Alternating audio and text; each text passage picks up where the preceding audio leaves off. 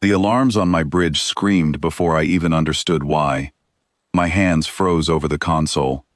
Something had appeared out of nowhere, right inside our formation, and every sensor operator around me was shouting numbers that made no sense. My name is Vera Thawson, tactical officer of the Coalition cruiser Ashen Wing. 10 minutes ago, we had cornered what looked like a single human scout ship near the edge of the Kesari Divide, a quiet border region no one had fought over in decades. It should have been simple. One ship, unarmed by every record we had, surrounded by 40 of ours. Now nothing about it felt simple. Commander Doran Vale stood behind me, gripping the rail with white knuckles. He had laughed an hour earlier when the order came in to intercept. He had called it an easy afternoon, a training exercise more than a mission. Humans, after all, were the galaxy's newest neighbors, still finding their footing among older, stronger powers. Everyone knew their fleets were thin, their weapons modest, their diplomacy their only real shield. That was what we believed. That belief was about to break apart in front of us. The human vessel had not moved since we surrounded it. It floated in silence, running no active shields, showing no weapons on our scans. Our translator drones had already sent the standard message, ordering it to power down and prepare for boarding. There was no response, not even a distress signal, just silence, and a strange, low vibration our instruments could not explain. I remember checking my readings twice, certain I had made an error. The gravitic field around the ship was fluctuating in a pattern I had never seen. My superior officer told me to ignore it, calling it a sensor ghost, a common glitch when unfamiliar hull materials interacted with our scanning arrays. I wanted to believe him. I really did. Then the fluctuation stopped, and everything changed.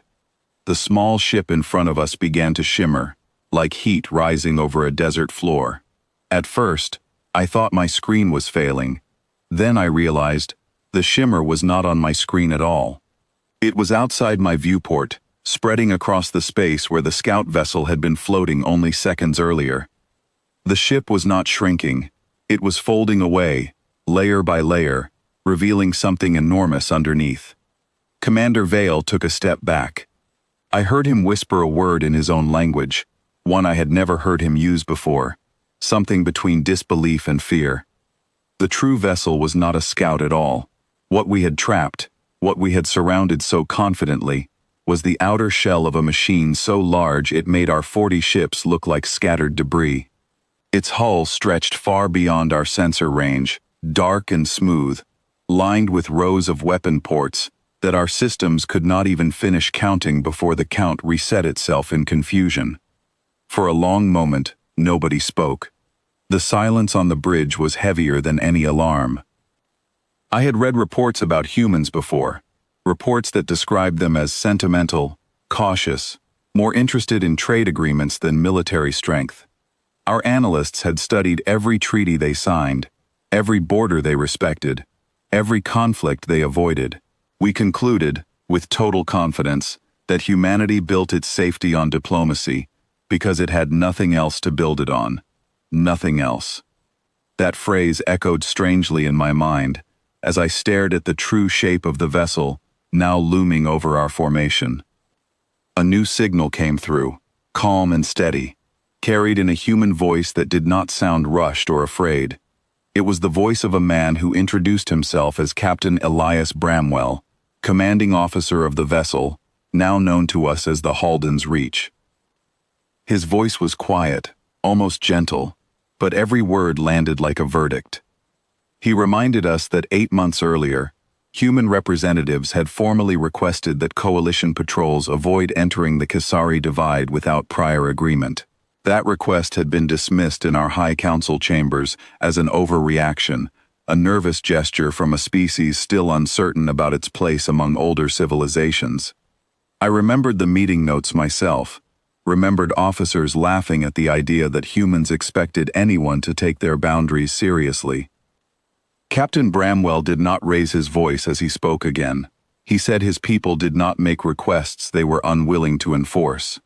He said the silence from his ship over the last 10 minutes had not been fear. It had been patience. Commander Vale ordered an immediate retreat sequence, but retreat was no longer simple. Our formation had drifted closer during the encirclement, and half our ships were now within a range that made any sudden movement dangerous. I watched targeting locks appear across our tactical display. Dozens of them, each one perfectly placed, each one calculated with a precision that suggested the coalition fleet had never actually surrounded the human ship at all. We had surrounded ourselves. Somewhere behind me, a junior officer whispered that this had to be a bluff, a display meant only to frighten us into withdrawing. I wanted to agree with him.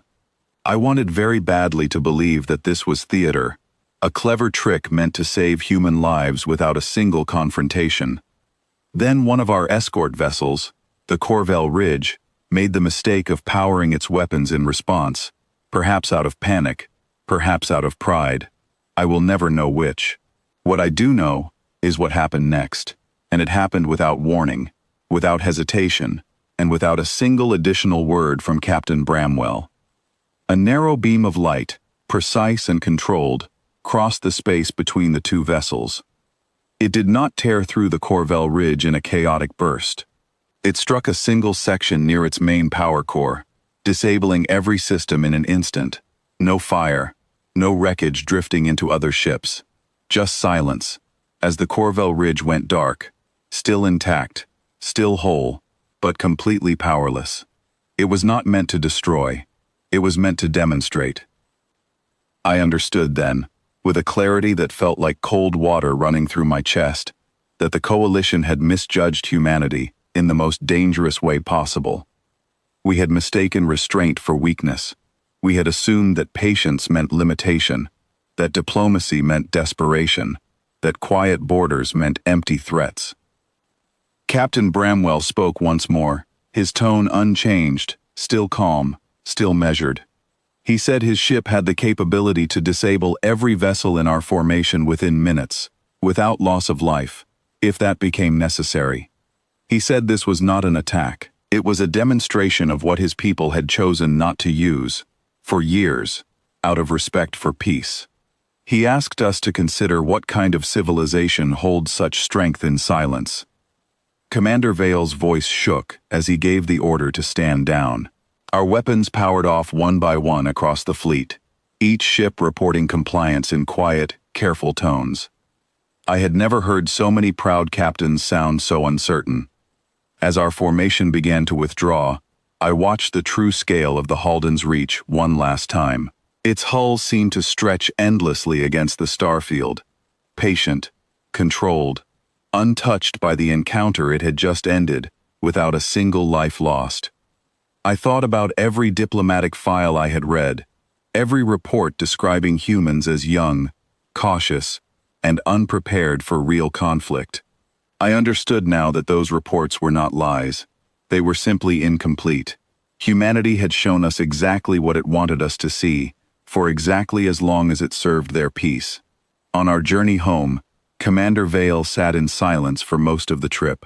I asked him once what he thought this meant for the future of our relationship with the human systems. He looked at me for a long moment before answering. He said that for years, our people had believed humans built their safety on friendship, treaties, and goodwill, because that was the only explanation that made sense to us. Now he understood the truth. Their friendship, their treaties, and their goodwill had never been the source of their safety at all. They had simply chosen not to remind anyone what truly stood behind it. I finished my final report that night, sitting alone in my quarters, staring at the empty stretch of stars outside my window. I wrote every detail I could recall: the shimmering hull, the calm voice, the single beam that disabled an entire warship without destroying it, the silence that followed. At the end of my report, I added a single line that was not required by protocol, but one I felt needed to be said. I wrote that the galaxy had spent generations underestimating a species that never once needed to prove itself, until the moment it finally chose to.